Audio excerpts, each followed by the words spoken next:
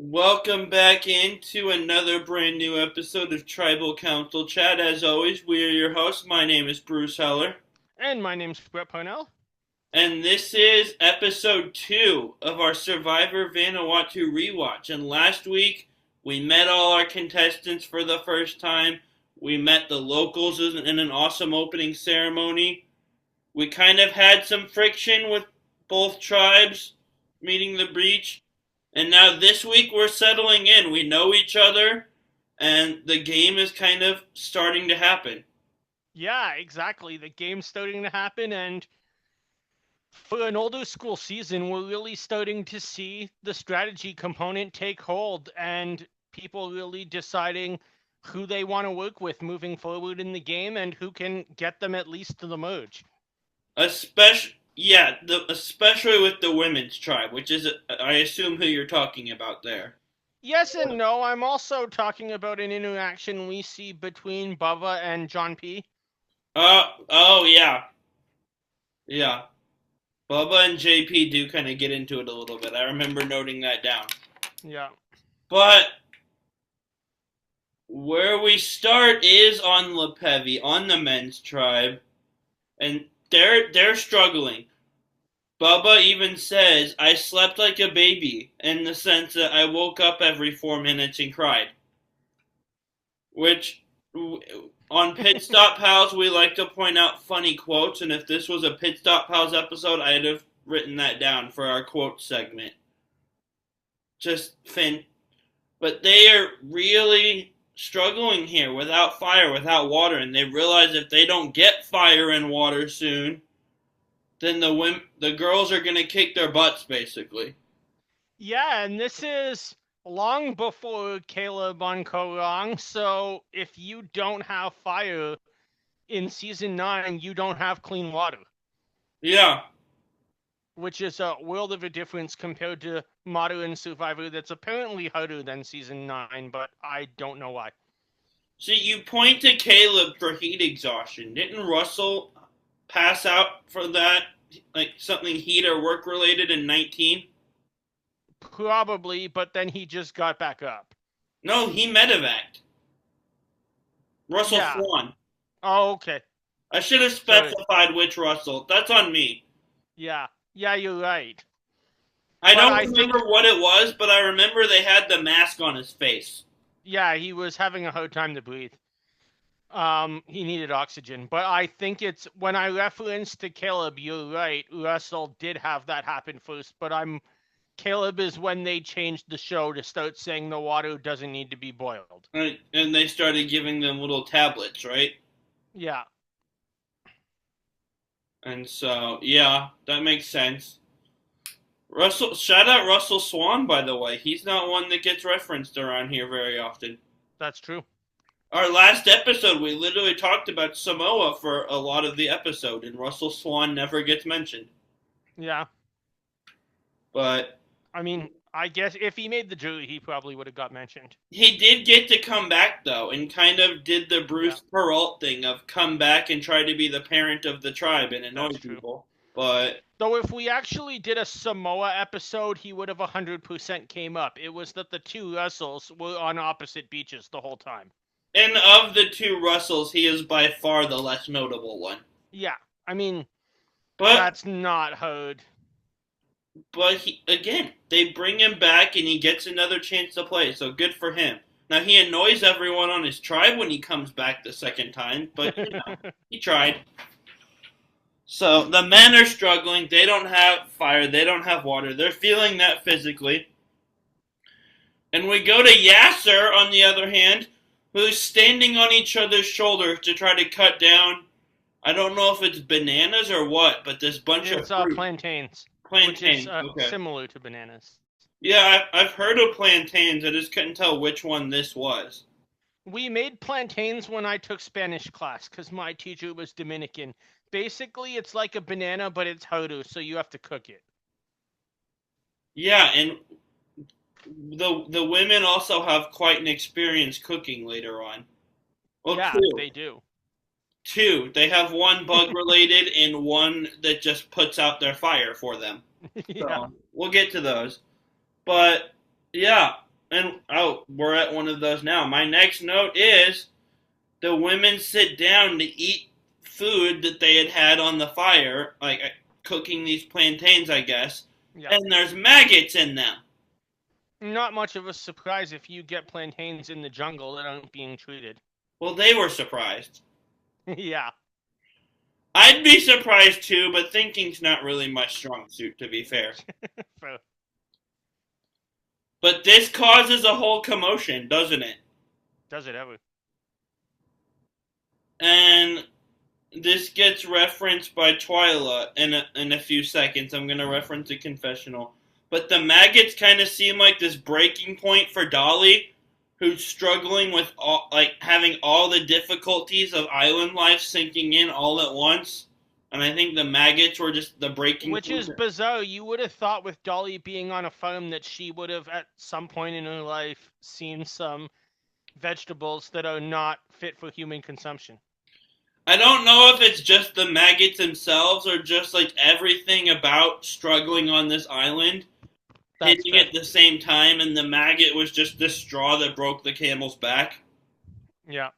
But she starts struggling here, and this is where like I'm starting to realize, oh, maybe she's a target. No, like this could get her sent home if she doesn't pick this up a little bit.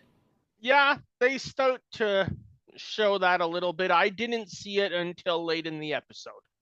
My thought process was maybe midway in the episode I started to see. My thought process wasn't, oh, she's going home this episode. It's if she keeps struggling like this will put a bit of a target on her potentially. Yeah, that's right. That's where my mind started going. And now we get back to the maggot still. And Twyla says in a confessional, like we saw Scout talk about the younger girls in the sorority crowd last episode, right? Where I was just kind of surprised by her bluntness. And it keeps going. Twyla does the same thing. She goes, she's complaining about the younger girls in the sorority crowd and says if it comes down to eating maggots, if they're cooked, it's protein. Get over it. And she says, just complaining about them and says the sorority girls don't understand the game. And my note under this is I actually think it's Twyla who doesn't understand the game. That's a good point. Because my mind comes back to one of your most referenced quotes from Borneo of Rudy saying, I have to fit in. They don't have to learn to conform to me. Exactly. Twyla doesn't get that. And Scout last episode, I guess. I'll lump the two of them together here. They don't get that because they're outnumbered, they have to conform. They're expecting an entire crowd of people to do everything their way. Well, here's the thing, though. Are they expecting an entire crowd of people to do everything their way?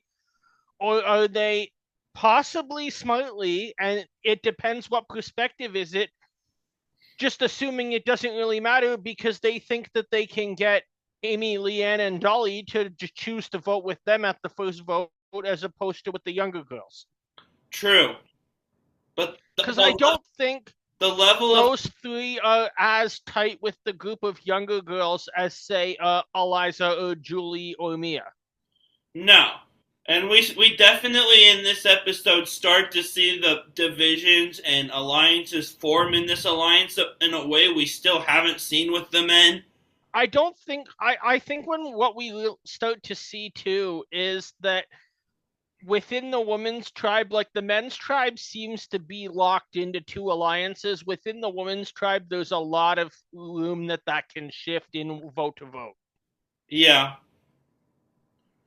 And so it's this women's tribe is really interesting already. Yeah. But you're right, maybe they are just kind of arrogantly thinking, well, we have numbers, we can pick them off anyway. But the level of complaining in these confessionals, just to me it feels like they're expecting the others to do things their way, and they're upset that they're doing things their own way. Exactly. Which, again, I've done enough episodes with you and heard you quote Rudy enough times that confessional was playing in my head when I was watching Twyla say this. Yep. And I'm like, yeah, you're saying someone else doesn't understand this. I'm not convinced you do either. But we move to the men's tribe, and this is where you kind of referenced this earlier of Travis and JP kind of get into a bit of an argument because JP goes, "Hey, did my name come up last tribal council and like the script leading up to it? Was my name ever an option to be voted out?" Yeah. I wrote my notes. I call him Travis and Bubba. I don't know why it goes back and forth. I probably need to pick one. But I don't know how he got Bubba from Travis, but I don't know. And they put Travis on the screen, like the lower third for his name, and I hear people on the tribe call him that. But yeah. if you go, I hear others call him Bubba. And if you go on Brant Steele and look at the cast, it says Bubba.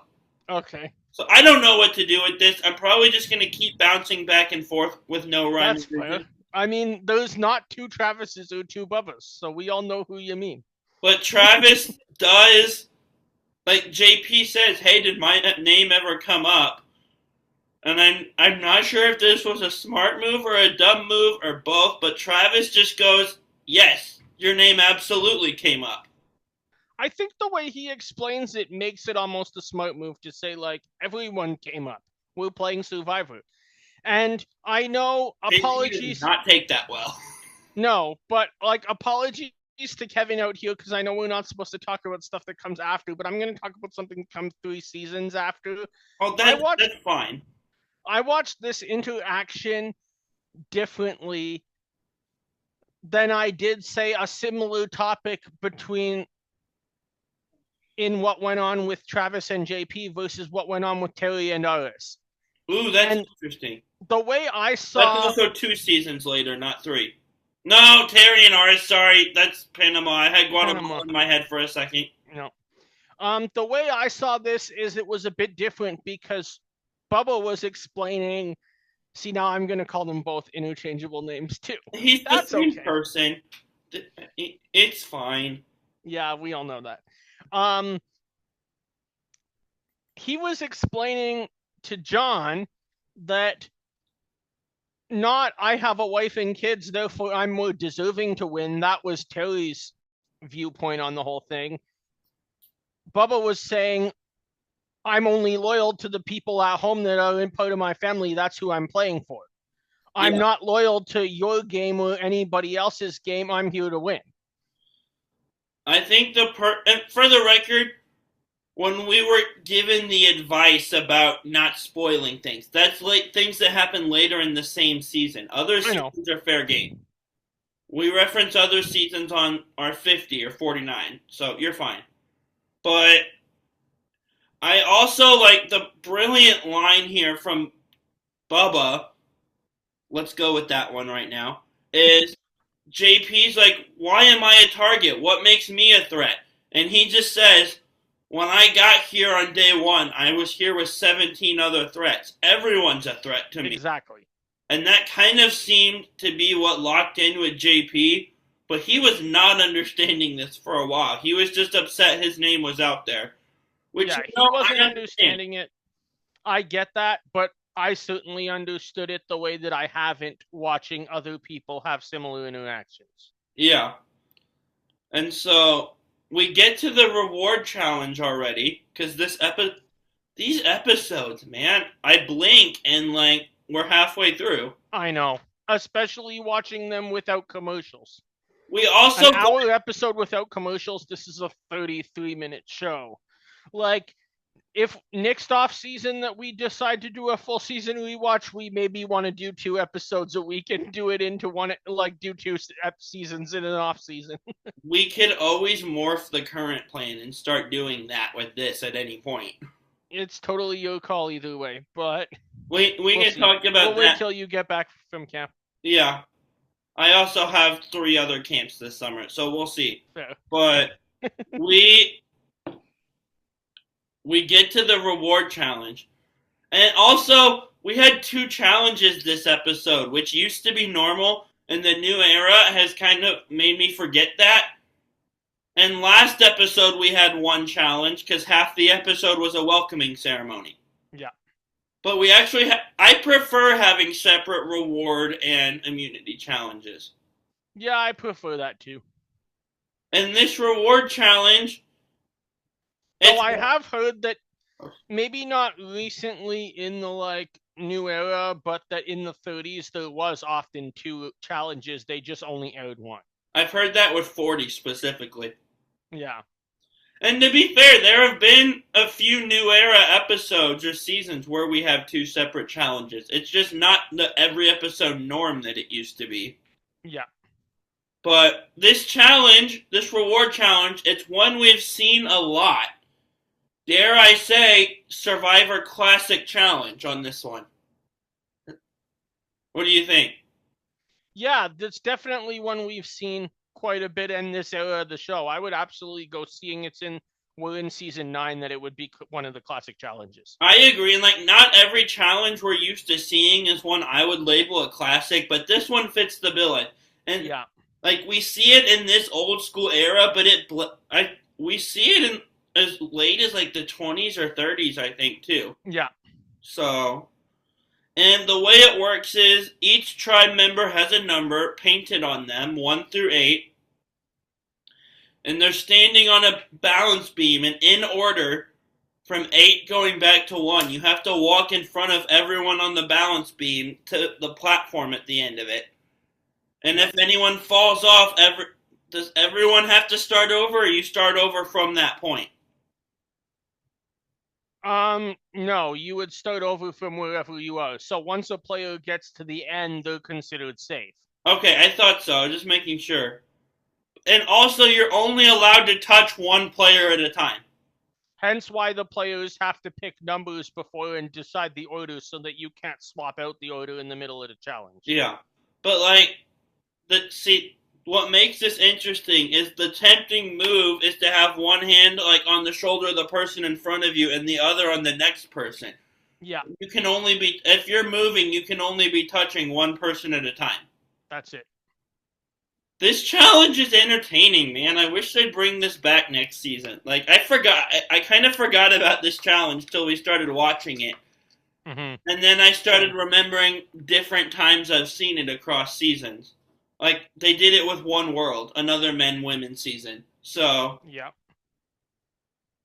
Don't quote me, but that might be the most recent time. I'm not sure. But I know they for sure did it on One World. But absolutely. We are playing for not immunity this time. We're playing for blankets and pillows, and for the men, they're playing for fire. That they are. Because they still don't have that yet. They still don't. You're 100% right. And so, it starts out being close, and it ends up being not very close. The women win, and the men still have 3 or 4 people on the beam, I think. Yeah. So I think more. I thought it was 7. Oh, it might be. It was that John just couldn't get there. Yeah. And the women celebrate their win, as every tribe does. Brady was the only one who made it across. Okay. So maybe it didn't even start out close. Maybe I was just fully wrong there. But it started out close in that Eliza and Brady got across right around the same time. The women win. And then John P. started trying to do it, and it was fall. The last girl to cross onto the platform kind of does this shimmy or dance on there, and they all celebrate as tribes celebrate when they win. And Rory is not happy. Yeah, that's my next note. We go to Lopevi, and Rory is very much not happy that the women celebrated their win. By the way, any challenge ever, the winning tribe celebrates after they win. Yeah. Other than the little shimmy across the finish line, which is so minor, these women did nothing out of the ordinary. They shouted and jumped. Exactly. But Rory is upset. He's complaining. He's calling it classless. And he says... And I mean, I get it. He's probably just mad that he lost for another challenge, but... None of these men agree with him, by the way. Yeah. And I put this down. He's the only one thinking this way. I'll be right back. Okay. But, yeah, so Rory's loud. He's going around camp. He's complaining to everyone that will hear. And I'll share this with you guys as the audience. I'll restate it when Brett gets back. But my thought as I'm watching this is he's not only the only one harping on this, but he's being loud about it and making everyone listen.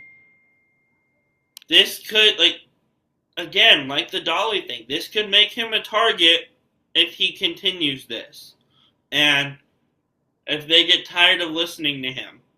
And so that's kind of something I'm looking at is it could Rory make himself a target on this tribe? Could he put himself on the outs by just being this loud, complaining like this to this level when no one else is sharing your viewpoint?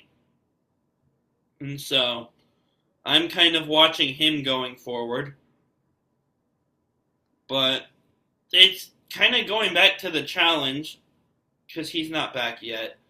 I do love this challenge. This challenge looks really hard, but it's fun to watch.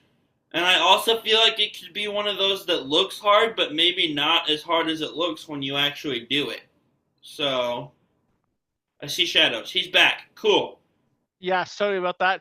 I shared my Rory thoughts, then started talking about the challenge looking cool. Okay, perfect. Nobody is here other than me, and someone was knocking on the door. What? How'd that go? Was it the feds? Did they find you? We don't have the feds here. Oh. We have the RCMP. They have horses. Everybody laughs at them around the world. Are those the Mounties? Yes. So you do, but they're agents of the federal government. You have feds. Oh, sure. Yeah, they look but different. They're not like FBI agents or SWAT exactly at your door. We don't send Philip Shepard to the door of my house if I'm going to get arrested. Honestly, that'd be a pretty good deterrent. Sorry, Philip, if you're listening, but it was right there. But no, my Rory note was, he's not only the only person on his tribe that seems to be bothered by this, but he's being loud about it, and he's harping on it to everyone that will listen. And my note is, if they lose again, which they're good at doing so far, Rory could be the target here. Yes, absolutely. Like, if he doesn't, cool it, nobody's going to want to be on a beach with him. Yeah. Rory is starting to be a little bit more emotional within this tribe than the other guys. Little bit, yeah. We saw hints of that last week, but it really came out here in a weird way. Because, again, they really didn't do anything that every challenge-winning tribe doesn't do. They jumped around and cheered. Exactly. So we go back to Yasur, and a scene that's kind of just comedy for me is they find a chicken. Just wild chicken. Not one they won. Wild chicken in the jungle. This is kind of cool, right? Yes. So what they do is naturally they all surround it so it can't get away. And they kind of trap it, right? That's right. And once they trap it, their thought is, oh, what do we do with it? And as they're trying to figure out what to do with it, we get a great... I didn't write down who said what, but one of the girls says, oh my gosh, he's laying eggs. And another girl corrects her and goes, she's laying eggs. I didn't even pick up on that. No, this was back-to-back lines. Oh my gosh, he's laying eggs. And another girl just goes, she. But they get this chicken trapped and in one place, and they decide, let's kill it and eat it. And Twyla's job is to stab the chicken, and she really doesn't want to. She's kind of awkward about it, and I don't blame her. I wouldn't want that job. But she somehow messes up stabbing the chicken that's completely trapped and still, and it becomes not still anymore, and it gets away. Yeah. There's like 5 of these women surrounding this chicken, and they get it trapped, and it somehow gets away. And is flying. But they discover that there's 5 eggs behind. So we do have some food. Yeah. At least have some food for a few minutes. You know, when you're on an island starving, you take what you can get, I'm assuming. No, I'm not referencing the quantity of food. I'm referencing the Oh, what cooking happens? Yeah. inabilities. And I mentioned two. I don't think they ever got to eat those eggs. I mentioned two cooking mishaps earlier. One was the maggots. This other one is we go to like cook or boil the eggs. We put them in water over our fire. And I guess they didn't set the pot down very securely because the pot falls over and the water comes out and the water puts their fire out. Yeah. It's a good thing they have flint. Yeah, it is. If the men had started, if this was a fire they had started without flint and they didn't have flint and this happened, it would have been so much worse. That would have been worse. But yeah, food over the fire is just not a good thing for the women's tribe this week. Absolutely. But this whole sequence from the moment we see the chicken to the fire, this is just a comedy scene, is it not? Is it ever? And I love that you didn't even catch the "oh my gosh, he's laying eggs" No. interaction. But yeah, I didn't catch that, and you didn't catch a line I wrote down, but I missed it, so I'll talk about it. Oh, where was it? Where was it? The first minute I had to laugh. Eliza referencing being on Survivor is like being in prison based on all of Eliza's social media content. I don't think she would say that today. Probably not. That was funny. But yeah, I said last week, like, the stars of the episode were kind of Chris and Chad and Bubba. Eliza got more, and like, you had Eliza in that top three instead of Bubba. She reached like one of 3 stars of the episode for me this week. Yeah. In a way that she didn't last. That's a good way of putting it, because I'm a hockey guy, and one of my favorite things that hockey does, no other sports does, is they do 3 stars of the game every game. That's true.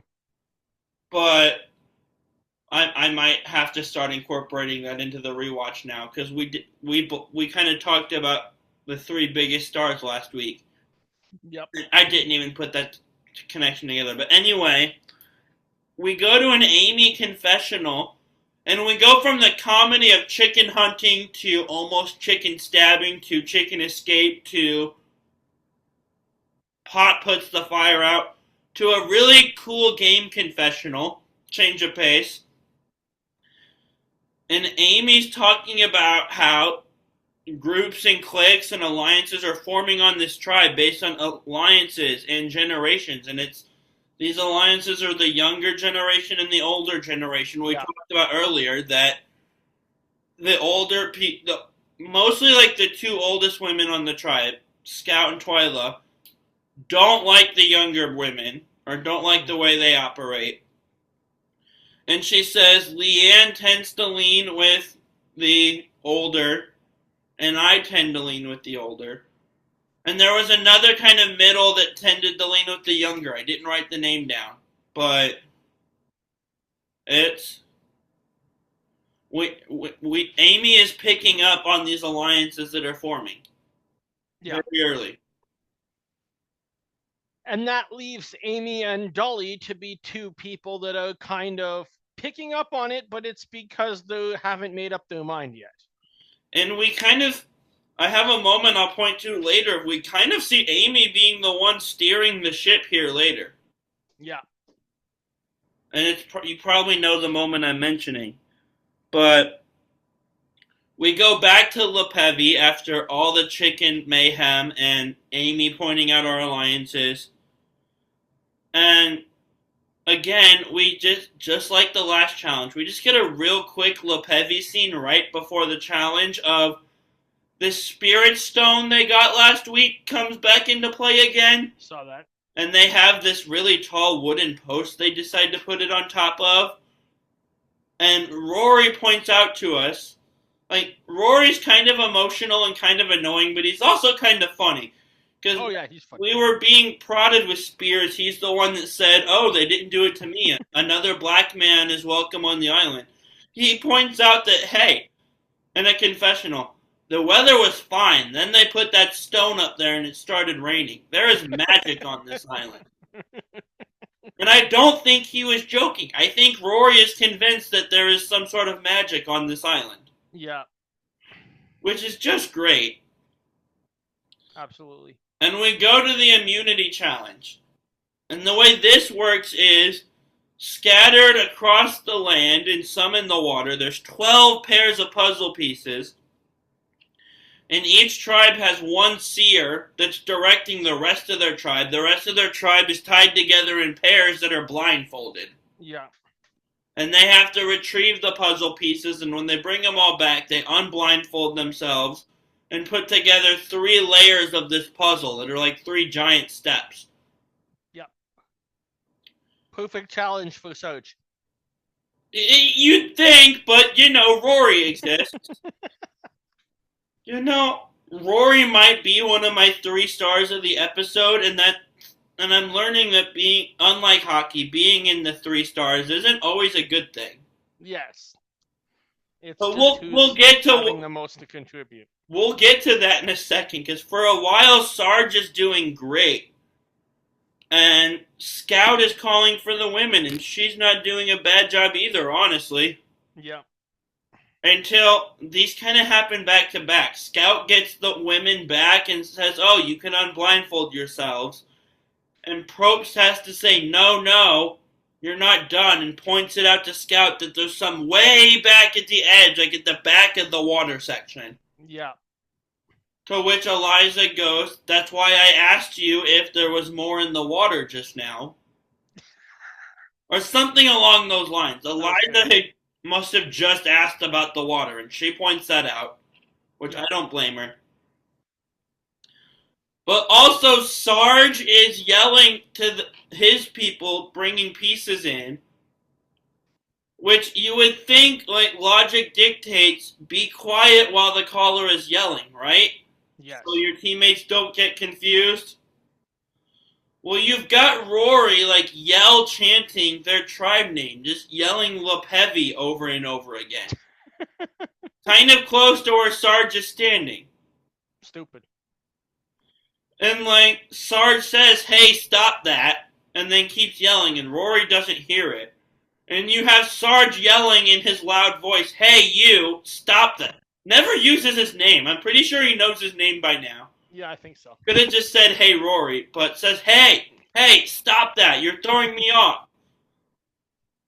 All the times we've done this challenge a lot too, or all but one is blindfolded and we're retrieving things. Yeah.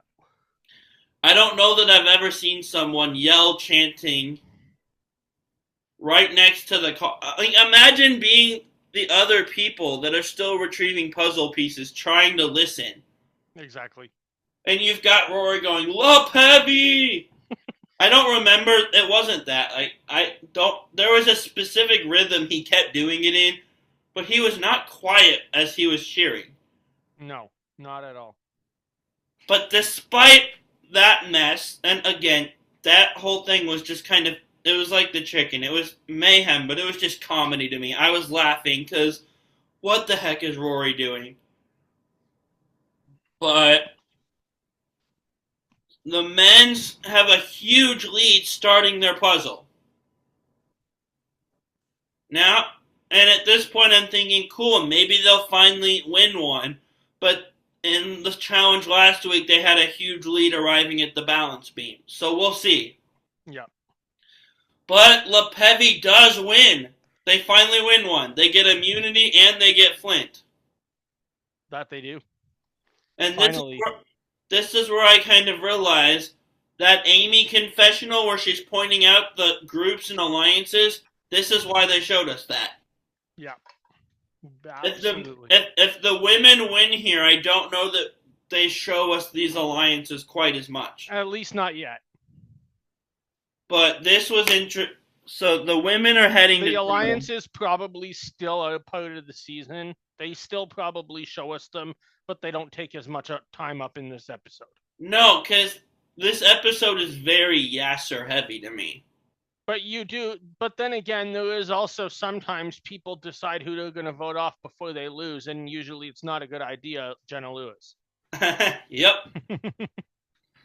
But so we go to Yasur and we see Julie and Dolly talking by the water. And Dolly is just incredibly unsure and indecisive of how she wants to vote.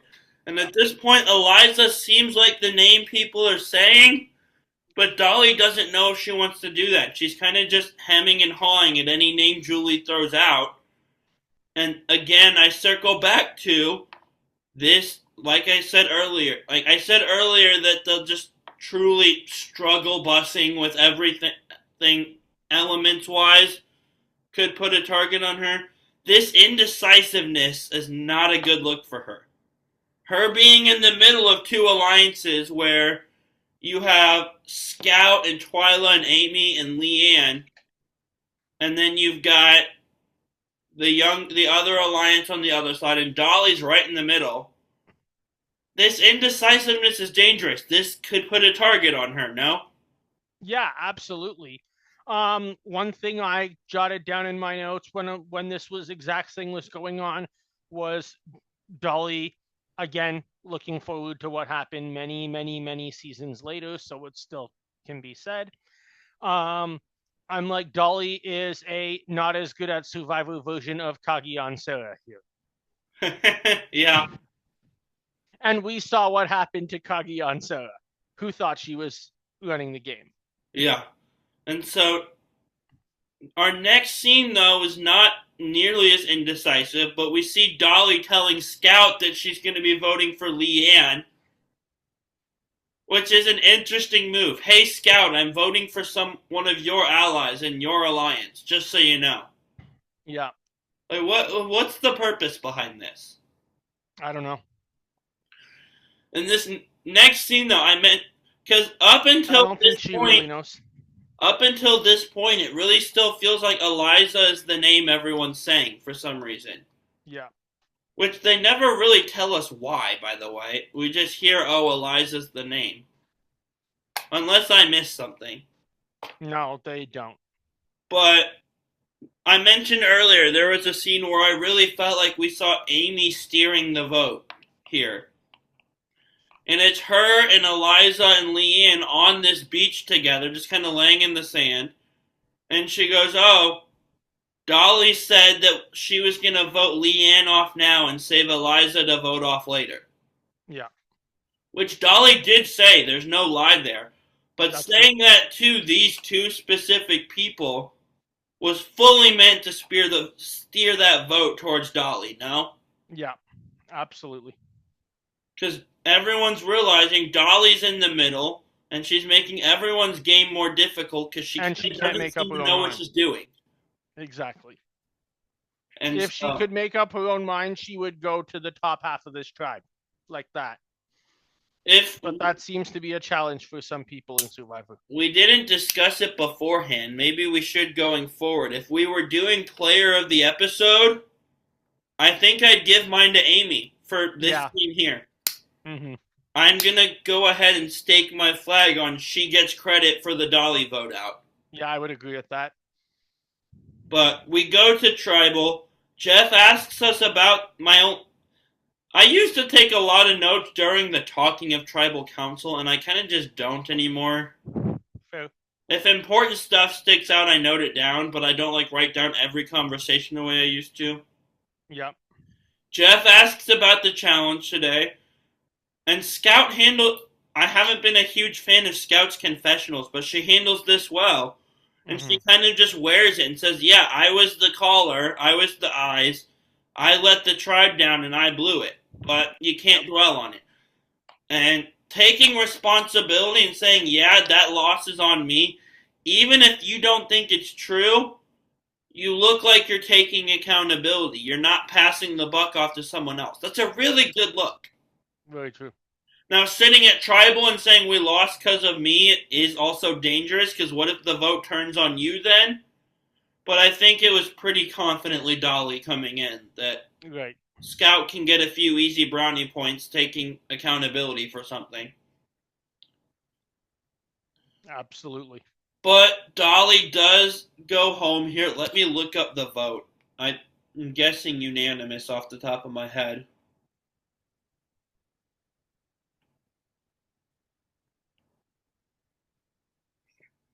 Let's see. Voting history. No, it was a 5-4 vote. Yeah.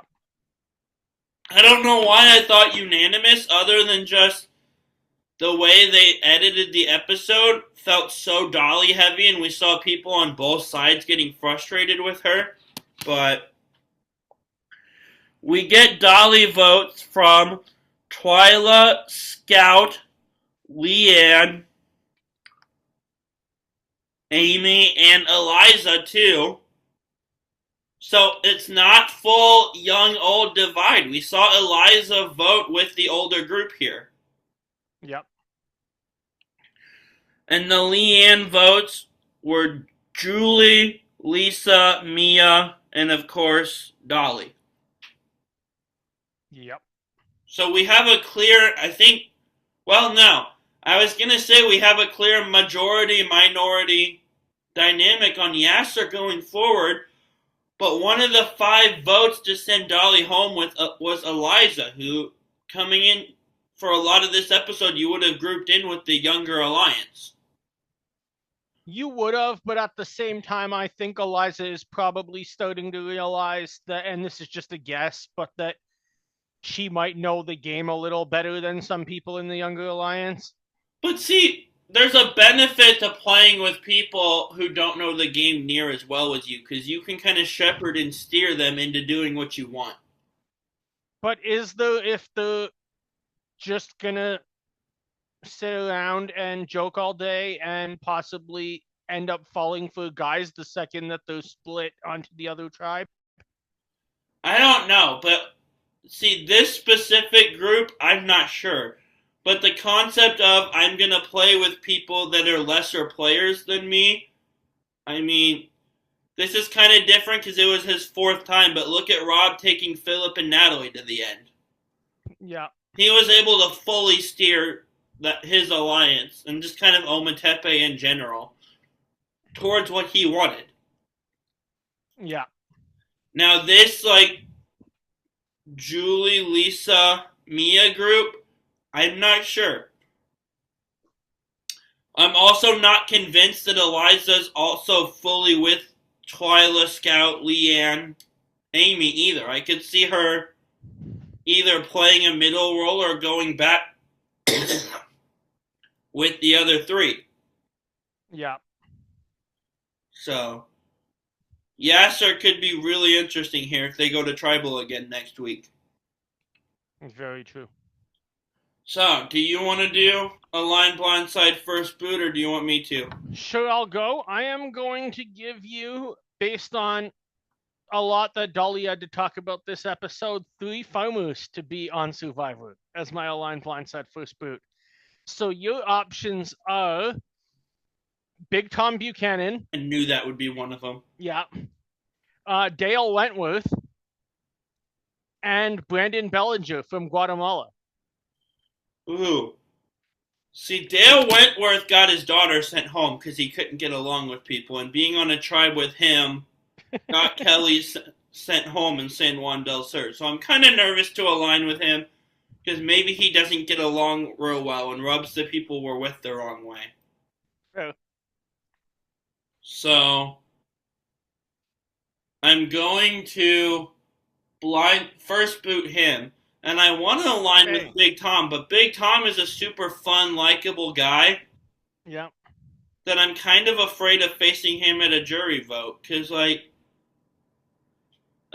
Big Tom hasn't aged well in a 2026 sense in some aspects, like his Survivor persona.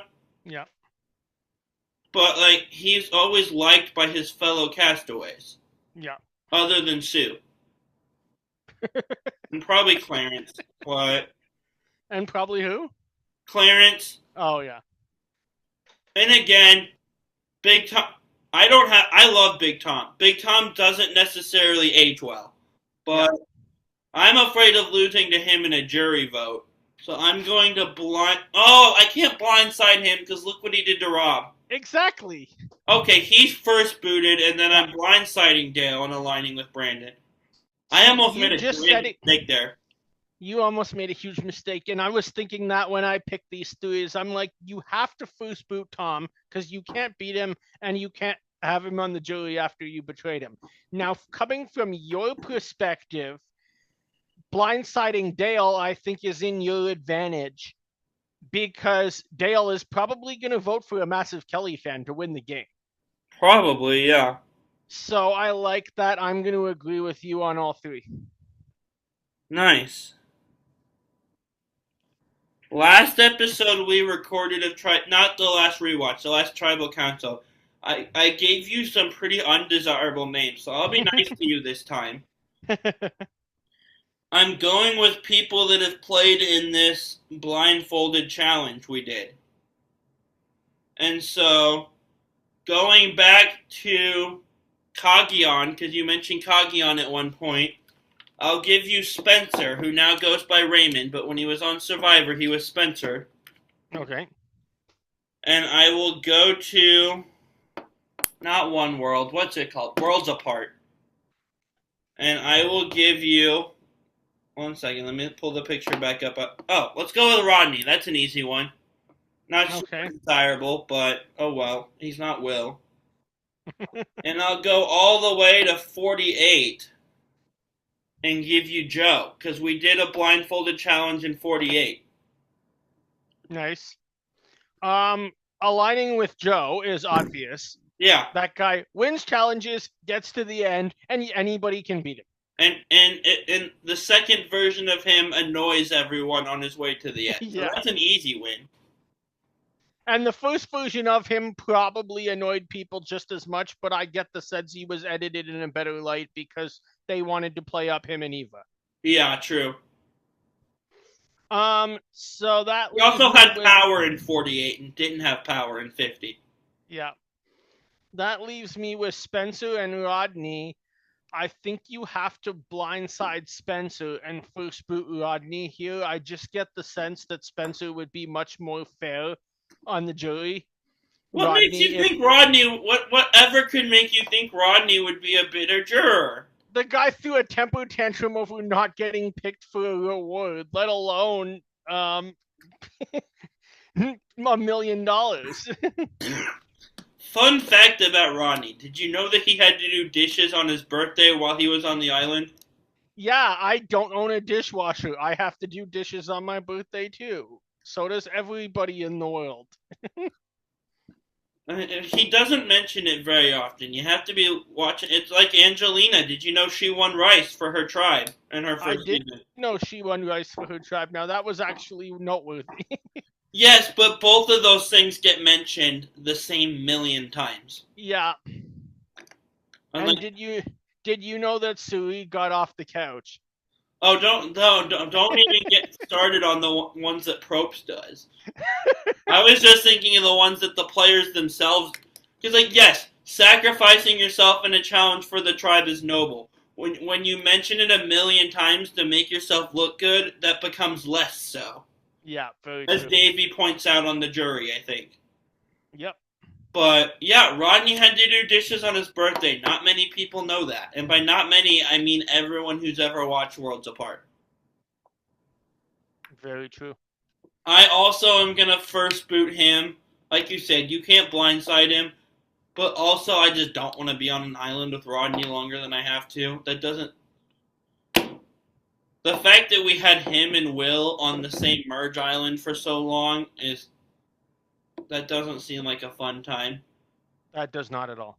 But still a season that I think gets too much hate. But because Jen was really funny and Mike is awesome. Yeah. But yeah, not a great cast there for Worlds Apart. But not, and then I'll not over. See, here's the thing. I want to blindside Spencer because Joe's an easy win. When you get to the end, he's proven it twice. Yeah. But Spencer's also proven to be very beatable at the end. We saw him go to the end and lose a unanimous vote. Exactly. But Spencer's a lot more strategic and plays a much more rounded game than Joe, so I'm not going to risk it. I'm going to do the same thing as you.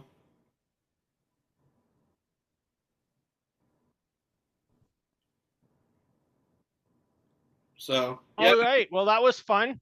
very We fun. will wrap up. This, if you're watching this when it airs, it'll be on what, Wednesday? Yeah. Yeah. So this one will air on Wednesday. Next, this upcoming weekend, there won't be an episode because Bruce is away. It'll of Survivor at least. We'll be doing World Cup chat that we pre-recorded.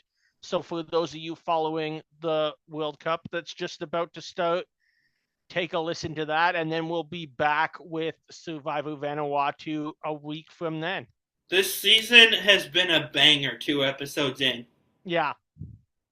It's and the next one after it is probably my least favorite season of the first 10. No, Thailand. I forget Thailand, but Palau's probably my second least. But man, Vanuatu's been a banger so far. Yeah. I'll keep what I was going to say for Unpopular Opinions episode this off Yeah, season. I don't know why I felt the need to randomly take a shot at Palau, but I'm pretty sure I've said that on the show before. I'm pretty sure I've said that many times. Like, Thailand is there, but if Thailand wasn't there, Palau would be my least favorite. It's my least favorite of the good seasons of the first 10. I'll put it that way. Okay. Thailand gets its own category. But anyway, that was fun. Yeah, grab your torches and head back to camp, everyone. Good night.